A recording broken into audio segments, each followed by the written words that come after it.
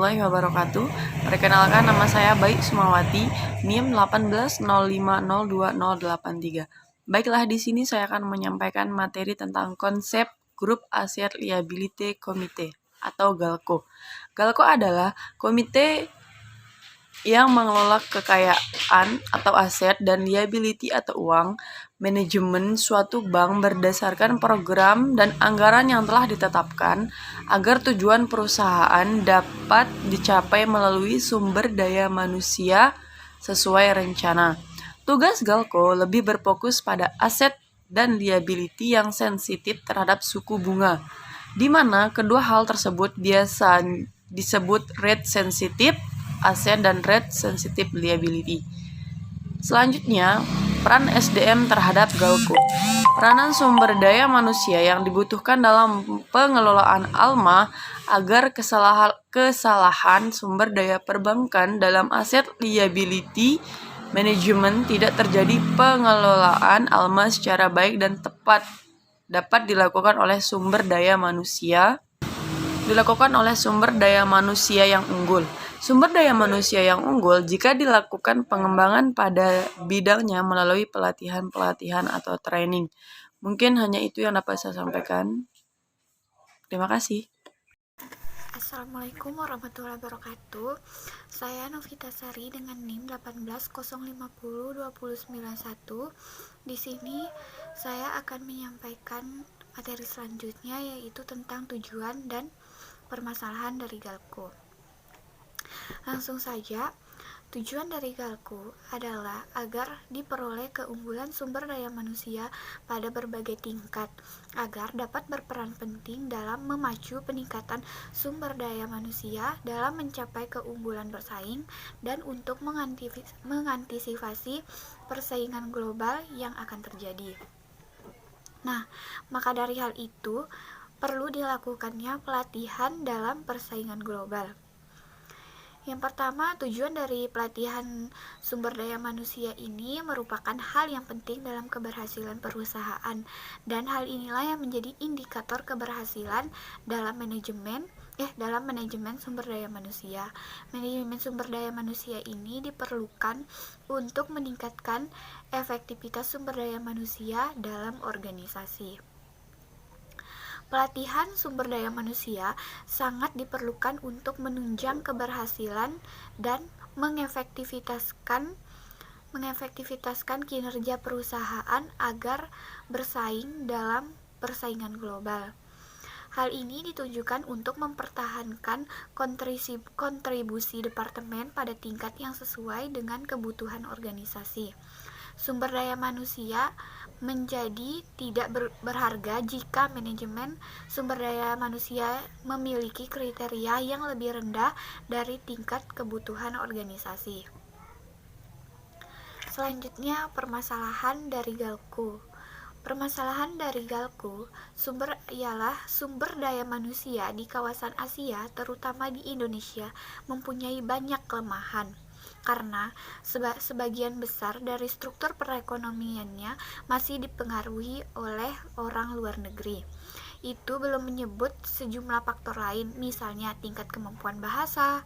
Masalah lain yang dihadapi adalah besarnya biaya yang akan dikeluarkan karena kebutuhan perusahaan bersangkutan untuk mengirim sumber daya manusia agar mengenal budaya negara yang akan dituju. Nah, dari kondisi tersebut, sumber daya manusia ini permasalahannya sekarang adalah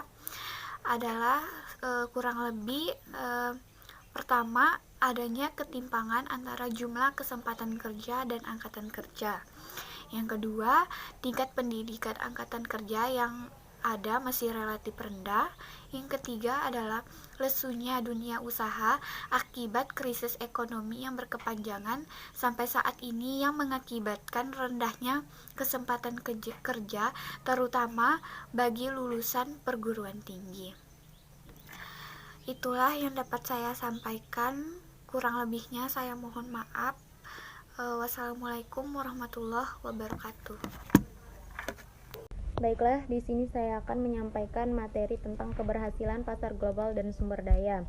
Dalam kondisi persaingan global yang semakin menajam, pengembangan sumber daya manusia merupakan suatu usaha yang sangat penting dan dibutuhkan untuk dapat bersaing dalam kancah perdagangan atau persaingan internasional. Pengembangan sumber daya manusia merupakan salah satu bentuk upaya untuk meningkatkan kemampuan karyawan dalam menangani beragam jenis tugas dan menerapkan kemampuan yang dibutuhkan sesuai dengan jenis pekerjaan yang ada. Usaha pengembangan tersebut bermanfaat bagi organisasi dan individu karyawan. Kemampuan dan pengalaman yang tepat dari karyawan dan manajer dapat memperkuat daya saing organisasi dan kemampuan untuk mengadaptasi terhadap lingkungan yang berubah, khususnya jika terjadi turbulensi eksternal. Bagi individu karyawan, program pengembangan antara lain membuka peluang untuk promosi karir. Baiklah, materi ke-6 yaitu tentang kultur perusahaan. Kultur organisasi atau perusahaan didefinisikan sebagai kerangka kognitif yang berisi sikap, nilai, norma-norma perilaku, dan harapan-harapan. Kultur organisasi merupakan penggerak kinerja perusahaan. Ketika anggota organisasi mengenal kultur organisasi positif, maka lingkungan kerja cenderung menjadi menyenangkan, sehingga akan mendorong semangat kerja. Dengan lingkungan kerja tersebut, kerjasama dan berbagi informasi di antara anggota organisasi dapat meningkat dan dapat pula membuka ide-ide baru. Kultur organisasi yang positif menyebabkan antara lain birokrasi dalam perusahaan tidak rumit. Kultur organisasi menyebabkan anggota organisasi merasa dekat satu dengan yang lainnya sehingga biaya pengendalian akan rendah dan efisien. Sekian. Oke, saya akan melanjutkan materi yang ketujuh. Sebelumnya saya memperkenalkan diri. Perkenalkan, nama saya Farul Mukmin, NIM 180502099. Oke, yang pertama itu terdapat poin pembentukan kultur. Di sini itu dibagi beberapa poin. Yang pertama itu mulailah dengan maksud dan tujuan.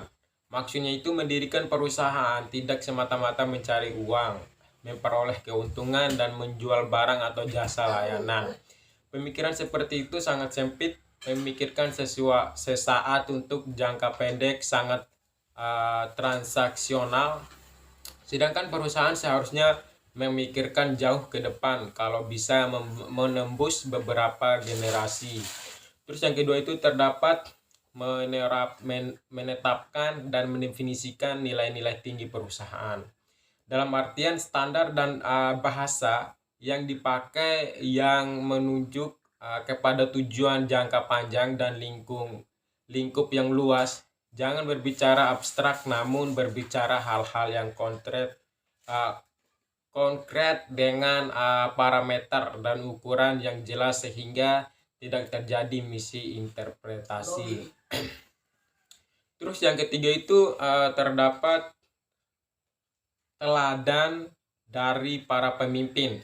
Maksudnya itu sebelum mendorong semua lapisan untuk berperilaku selaras dan mencerminkan apa yang tertuang dalam visi dan misi serta nilai-nilai perusahaan, maka yang dilakukan manajemen pertama adalah harus berperilaku merefleksikan apa yang menjadi visi dan misi perusahaan tersebut. Dengan demikian, karyawan mudah mengerti atau mau menerapkan dan melaksanakan apa yang diteladani oleh para pemimpin mereka. Terus yang keempat, terdapat jadikan karyawannya yang berada di lapangan agar berhubungan dengan pihak luar sebagai duta-duta perusahaan, bukan sekedar karyawan. Dalam artian sebagaimana layaknya duta besar yang mewakili negara, demikianlah dilakukan oleh orang-orang di lapangan terhadap dunia luar, agar mereka yang terhubung dengan perusahaan melihat nilai-nilai standar tingginya perusahaan melalui mereka. Terus yang kelima terdapat berjalan dan ketulusan. Maksudnya kejujuran dan kebenaran. Banyak orang yang berpikir dan cenderung mempercayainya bahwa bisnis yang dilakukan dengan jujur, tulus, dan benar tidak akan menghasilkan dan akan membuat bangkrut. Bisnis harus dilakukan dengan cerdik dan cermat, tapi bukan berarti licik. Pada hakikatnya semua orang senang dan menyukai perusahaan yang transparan dan jujur, Mereka tidak takut dibodohi dan ditipu. Oleh karena itulah ada good governance, atau tata kelola berdasarkan transparansi dan kejujuran. Terus keenam atau yang terakhir itu terdapat bentuklah karakter yang baik dan kuat pada diri setiap karyawan selain keterampilan dan keahlian mereka. Dalam artian hal ini yang banyak diabaikan oleh banyak perusahaan yang semata-mata menekankan pada kepandaian, keterampilan, dan keahlian karyawan. Sementara karakter mereka yang kurang baik pada akhirnya menggerogoti serta menghambat kemajuan sebuah perusahaan. Oke, lanjut. Yang poin selanjutnya itu terdapat unsur-unsur pembentukan budaya perusahaan. Beberapa unsur pembentukan budaya perusahaan.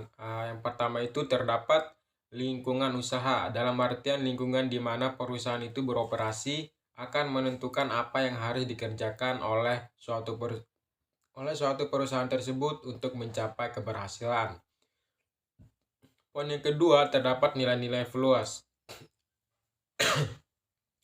Merupakan konsep dasar dan keyakinan dari suatu organisasi. Yang ketiga terdapat panutan keteladanan. Orang-orang yang menjadi panutan atau teladan karyawan lainnya karena berhasilnya. Terus yang keempat upacara, rites, dan ritual atau acara-acara ritual yang diselenggarakan oleh perusahaan dalam rangka memberikan penghargaan pada karyawannya. Yang terakhir terdapat network atau jaringan komunikasi informasi di dalam perusahaan yang dapat menjadi sarana penyebaran nilai-nilai dari budaya perusahaan. Poin selanjutnya terdapat proses terbentuknya budaya perusahaan.